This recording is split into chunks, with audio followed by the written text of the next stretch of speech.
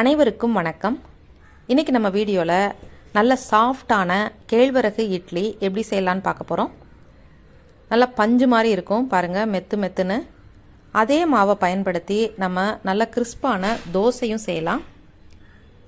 வாங்க நம்ம இப்போ எப்படி செய்யலான்னு பார்க்கலாம். நீங்கள் இட்லி தோசைக்கு எப்படி ஊற வைப்பீங்களோ அது மாதிரி முதல்ல அரிசியை ஊற வச்சுக்கோங்க.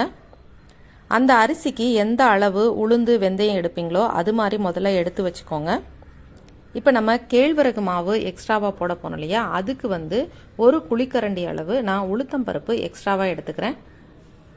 இந்த எக்ஸ்ட்ரா எடுக்கிற உளுத்தம் பருப்பில் தான் நம்ம கேழ்வரகு மாவு கலந்து நம்ம இட்லி செய்ய போகிறோம். இப்போ ஒரு கரண்டி அளவுக்கு கரெக்டாக அளந்து நான் உளுந்து இதோட சேர்த்து நல்லா 2 தடவை கழுவிட்டு தண்ணி ஊற்றி இதை ஊற வச்சுக்கலாம். ஒரு 30 நிமிஷம் மேக்ஸிமம் 45 நிமிஷம் ஊற வைங்க, சரியாக இருக்கும். ஊற வச்சுட்டு நீங்கள் கிரைண்டரில் ஆட்டி எடுத்துக்கோங்க. மிக்சியில் வேண்டாம், கிரைண்டரில் ஆட்டி எடுத்ததுன்னா எனக்கு இந்த வட்டம் நல்லா உளுந்து நல்லா மாவு பொங்கி வந்திருக்கு.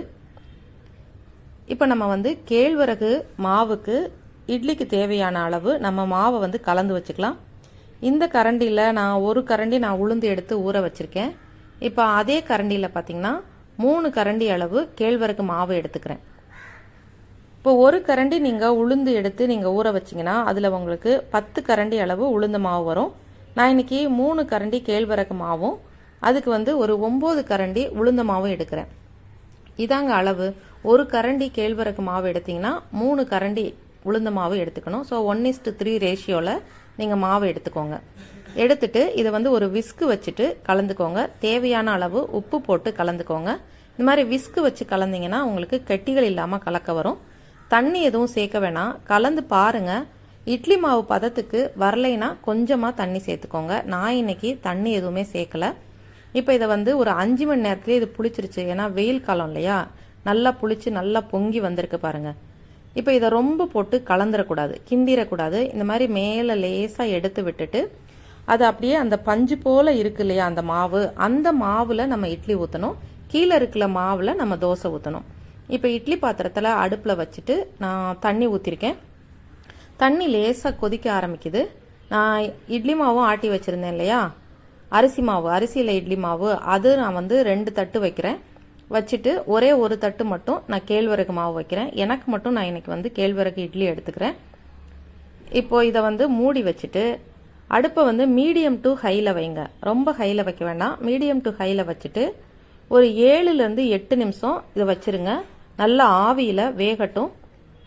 ஆவி நல்லா இட்லி வெந்திருக்கும்னு நினைக்கிறேன். பார்த்தீங்கன்னாவே ஒரு மினுமினுப்பு தன்மை இருக்குது பார்த்தீங்களா அந்த கேழ்வரகுல அந்த இட்லி மேலே, அப்படின்னாவே வெந்துருச்சும் அர்த்தம்.